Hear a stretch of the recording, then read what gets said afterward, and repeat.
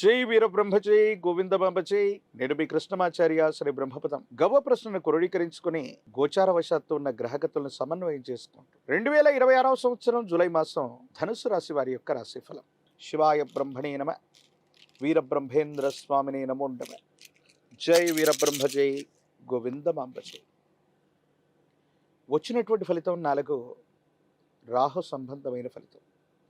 ప్రత్యేకించి చతుర్థ భావంలో 4వ స్థానంలోనే శని భగవానుడి యొక్క సంచారం ఉంది.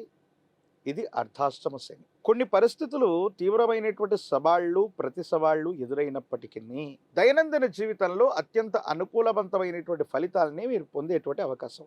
దీన్ని మనం ఎలా చెప్పొచ్చు అంటే, జీవితంలో కొన్ని అవరోధాలు ఎదురవుతూ ఉంటాయి, ప్రతిఘటనలు ఎదురవుతూ ఉంటాయి. కానీ గోచారవశాత్తు ఉన్న కొన్ని గ్రహగతులు, ప్రత్యేకించి దేవగురువు అయినటువంటి బృహస్పతి ఉచ్చస్థితిలో ఉన్నటువంటి కారణంగా, పైగా మీ రాశి నుండి ఉచ్చస్థితిలో ఉన్నప్పటికీ కొన్ని కాంబినేషన్స్లో సహాయం చేయటంతో పాటు జాప్యం కూడా చేసే అవకాశం ఉంది. అది ఎలా ఉంటుందంటే, మనకు రావలసినటువంటి ఫలితం వెంటనే రాకపోగా, రేపటికో ఎల్లుండికో వాయిదా వేసినట్టుగా, కొన్ని సందర్భాల్లో అత్యవసరమైనటువంటి సమయంలో మనకు రావలసినటువంటి ధనం లేదా ఫలితం వాయిదా వేయబడుతుంది. అంటే ఎదురు చూసేటువంటి తత్వంతో కాస్త మానసిక సంఘర్షణ అధికమవుతుంది. వీటితో పాటుగా ఆరోగ్యపరమైనటువంటి అంశాల పట్ల కూడా జాగ్రత్త. ఉత్కంఠగా ఉన్నటువంటి సందర్భాలు, జీవన ప్రయాణంలో ప్రతి సందర్భంలో కూడా ఆందోళన కలిగించేటువంటి సంఘటనల వల్ల తీవ్రమైనటువంటి తలనొప్పి, మానసికమైనటువంటి ఒత్తిడి, డిప్రెషన్స్కు లోనైపోవటం, ఇలాంటి సందర్భాలు కొన్ని జరిగేటువంటి అవకాశం ఉంది. అంటే అవుతుంది అనుకున్నటువంటి పని చిట్ట చివరి వరకు చాలా ఉత్కంఠగా సాగి అది జరగడం, లేదా కొంత మళ్ళీ వాయిదా తీసుకోవటం, మళ్ళీ ఆ పని పూర్తయ్యే వరకు శారీరకంగా మానసికంగా బాగా అలసిపోవటం, ఇలాంటి అంశాలు కొంచెం మీకు అనుభవంలోకి వచ్చే అవకాశం ఉంది.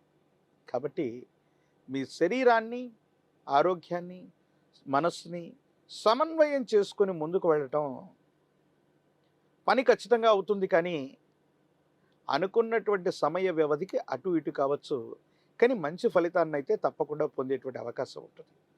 కాబట్టి గ్రేస్ పీరియడ్ని నిర్ణయించుకోవటంలోనూ, ఏదైనా సమస్యను పరిష్కారం చేసుకోవటంలోనూ కొంత ఓర్పు సహనాన్ని కలిగి ఉండటం చెప్పదగిన సూచన.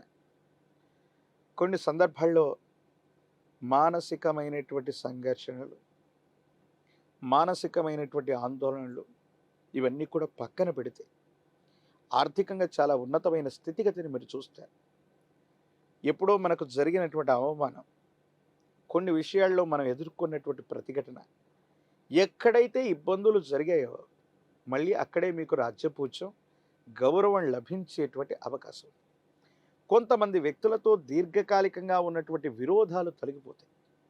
వాళ్లతో మళ్ళీ మీరు సఖ్యతగా ఉండేటువంటి అవకాశం కూడా కనిపిస్తుంది. సమాజంలో మీ యొక్క గౌరవం పొందటం, సమాజంలో మీ యొక్క ఖ్యాతి పెరగటం, సానుకూలవంతమైనటువంటి స్థితిగతుల్లో జీవన విధానం ఉండేటువంటి అవకాశం ఉంది. కానీ ఈ అర్ధాష్టమ శని వల్ల మాత్రం ఇంటా బయట ప్రతిష్టంభనలు, వాహనానికి సంబంధించిన మరమ్మతులు, వాహన ప్రమాదాలు, గృహానికి సంబంధించినటువంటి మరమ్మతులు, ధనం అన్యాయంగా ఖర్చు అయిపోవటం, ఇవి మాత్రం కొంచెం ఇబ్బంది పెట్టే అవకాశం ఉంది. వీటి పట్ల కొంత మీరు జాగ్రత్తగా ఉండటం చెప్పదగినటువంటి సూచన. దైనందిన జీవితంలో దీర్ఘకాలికంగా ఎవరి మీదనైతే మనం ప్రతీకారం తీర్చుకోవాలనుకుంటున్నామో, ప్రత్యర్థులు ఎవరైతే ఉంటారో, మీకు ఇప్పటి వరకు ఎవరైతే సమస్యలను సృష్టిస్తూ మీ యొక్క అభివృద్ధికి ఆటంకంగా ఉంటున్నారో, కాలం, భగవంతుడు మీకు గొప్ప అవకాశాన్ని ఇస్తాయి. మీరు వాళ్ళ నుండి, వాళ్ళ స్థితిగతుల నుండి ఉన్నతమైనటువంటి పరిస్థితికి వెళ్ళడానికి, ప్రత్యర్థుల మీద పైచేయి సాధించడానికి ఒక అవకాశం తప్పకుండా లభిస్తుంది. జీవిత భాగస్వామి, కుటుంబానికి సంబంధించినటువంటి వ్యక్తులు, వ్యాపార సంబంధమైనటువంటి భాగస్వామ్యులతో కొన్ని ముఖ్యమైనటువంటి సందర్భాలు, వ్యక్తిగతమైనటువంటి అంశాలు, వ్యాపార సంబంధమైనటువంటి ప్రస్తావనలు, వీటి విషయంలో చాలా జాగ్రత్తగా మాట్లాడండి. అర్థాలు అపార్థాలు అవ్వటం, అపోహలకు తావిచ్చేటువంటి అవకాశం ఉంటుంది. వీటి పట్ల జాగ్రత్తగా ఉండండి. కుటుంబానికి సంబంధించి వారసత్వంగా లభించినటువంటి ఆస్తులు అవ్వచ్చు, వారసత్వంగా లభించినటువంటి వారసత్వ సంపద, వ్యాపార సంబంధమైనటువంటి అంశాల పట్ల కూడా మెలకువగా ఉండటం చెప్పదగినటువంటి సూచన. కొన్ని సందర్భాల్లో అధికార గణం, అధికారయుక్తమైనటువంటి స్థానంలో ఉన్నటువంటి వ్యక్తుల నుండి కొన్ని ఇబ్బందులు, పన్నులు, సుంకములు, ట్యాక్సులకు సంబంధించినటువంటి విషయంలో అధికారులతో విరోధాన్ని పొందేటువంటి అవకాశం ఉంటుంది. ఈ విషయం పట్ల కూడా కొంత జాగ్రత్తగా ఉండండి.